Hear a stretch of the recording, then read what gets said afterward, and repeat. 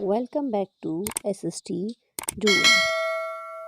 Students, as you know, we are studying our third chapter of history, which is ruling the countryside. Today, we are going to start our today's topic crops for Europe. By the late 18th century, the company was also trying to expand the cultivation of opium and indigo. In the subsequent 150 years, the British also forced the cultivators to produce other crops like the cash crops to be supplied to Europe. The British encouraged the growth of crops that were sold for cash. They wanted to provide raw materials to the Western market. They bought cotton, tea, sugar cane, etc. at very low price from the farmers and exported them to England and reaped huge profit.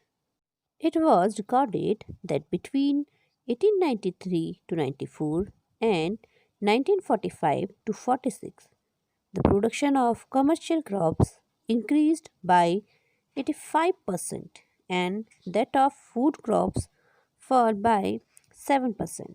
This led to economic interdependence among villages and unified the economy of India. Thus, the villages lost their self sufficient economy. Students visit a nearby handloom factory and observe the process of making clothes. Notice what they are using to color the clothes. Are they using indigo or not? If yes, how? If no, then which alternatives are being used now? Here, picture for you. There is one thing common in these two pictures. Both use a rich blue color, commonly called indigo. Do you know how this color was produced? So let's see. The story of indigo starts from 13th century. Indigo was in popular demand in Italy, France and Britain as a dye by the 13th century. However, due to its high price, attempts were made to replace it another plant, that is wood, which were grown in Italy, France, Britain. The dull and pale color of wood once again increased the demand for Indian indigo. So, on the Bengal indigo started dominating the world market from 30% in 1788. Its share went up to 95% in the early 19th century. By the end of 18th century, industrialization began in Britain and cotton production expanded manifold. This created an enormous demand for cloth dyes. The existing supplies of indigo from the West Indies and America collapsed due to various reasons. The indigo production in the world fell by half between 1783 and 1789. This meant that there was increasing demand for Indian indigo.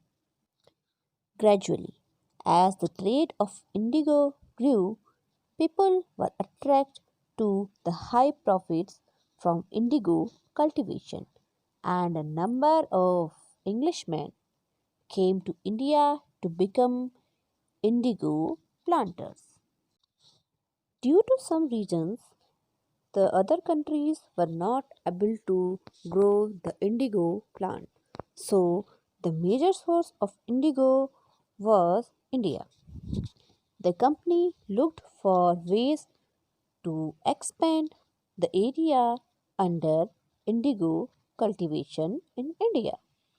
From the last decades of the 18th century, indigo cultivation in Bengal rapidly expanded because the climate was very good for indigo cultivation.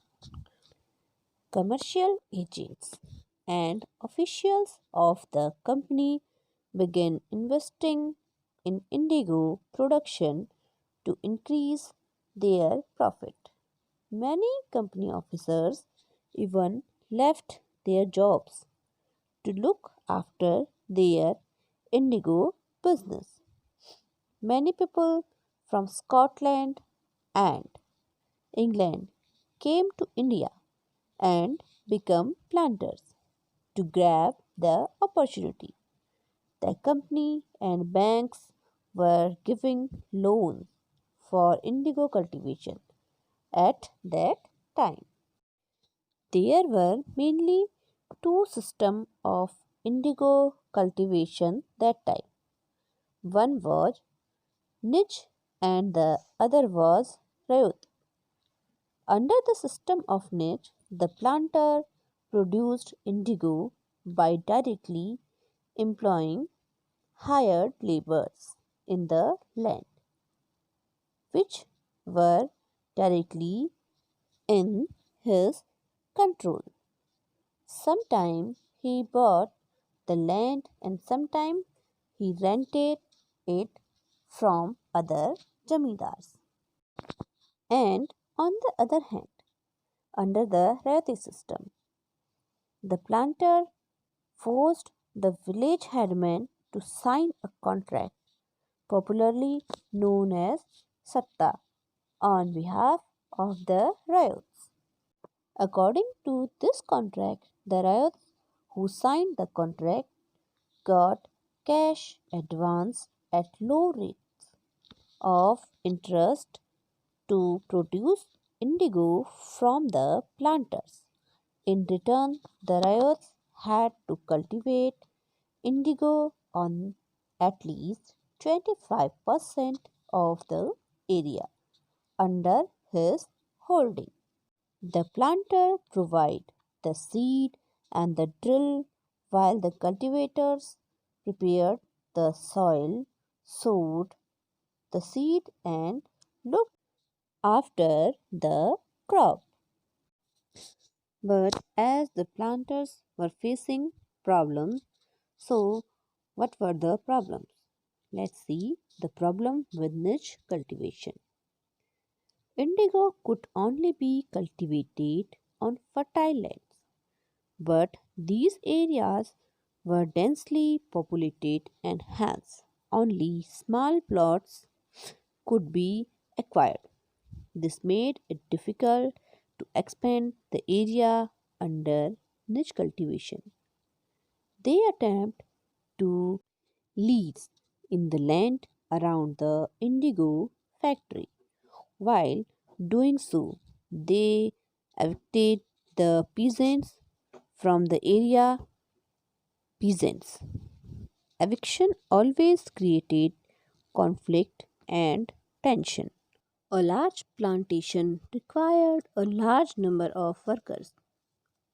Work at indigo plantation coincided with the time when peasants were busy with rice cultivation.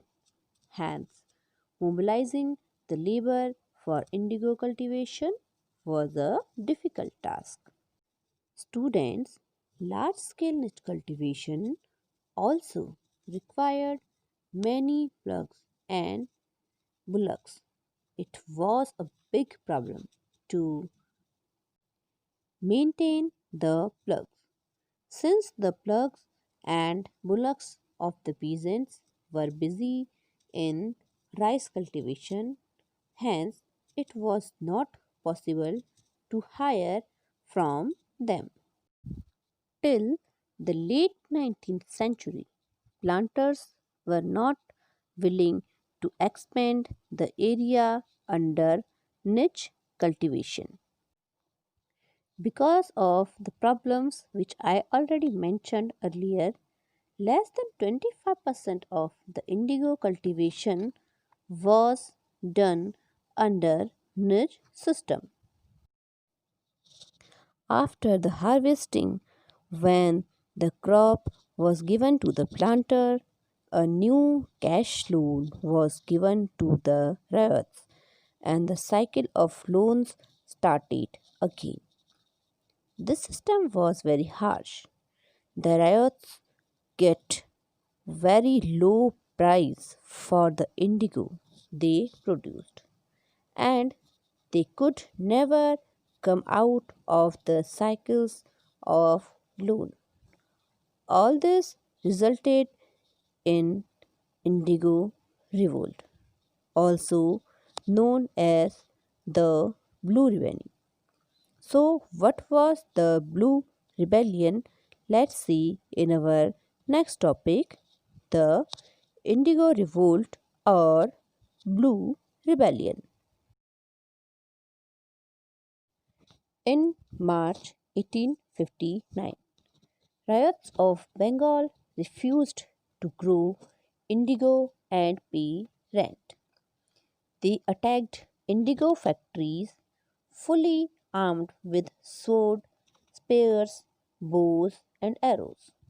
Women also joined them with kitchen wares, gumashtas, or the agents of planters who collected rent were beaten up.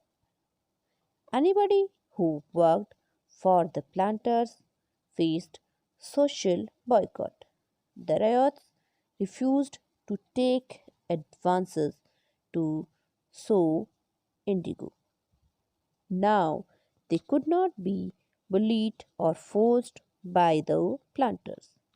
The rebels were supported by local jamidars and village headmen, as they were also threatened by the increasing power of the planter. The indigo peasants also imagined that the British government would support them in their struggle against the planters. After the revolt of 1857, the British government was particularly worried about the possibilities of another popular rebellion.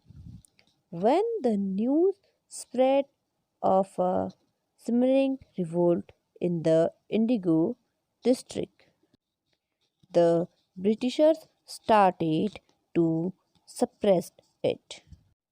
So, how they suppressed the rebellions? The revolt was brutally suppressed. The British police massacred many peasants. Ashley Eden, the lieutenant governor of Bengal, tried to appease the riots by issuing an order stating that riots would not be forced to accept indigo contracts. The indigo peasants sought the support of the British government in their rebellion against the planters. Ultimately, an indigo commission was appointed for investigation. The commission held the planters guilty and accountable for cruel methods they used with indigo cultivators.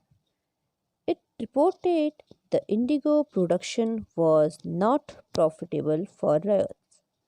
The commission asked riots to fulfill their existing contracts and not to take up new contracts. Thus, the suffering of cultivators came to end. After Indigo Revolt, the planters shifted from Bengal to Bihar. There also, several revolts took place. The indigo farmers of Champaran in Bihar started protesting against forced indigo production.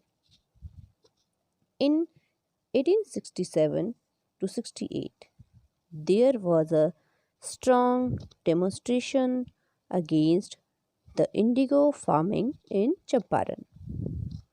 It continued till a gap of around 5 decades, means 50 years.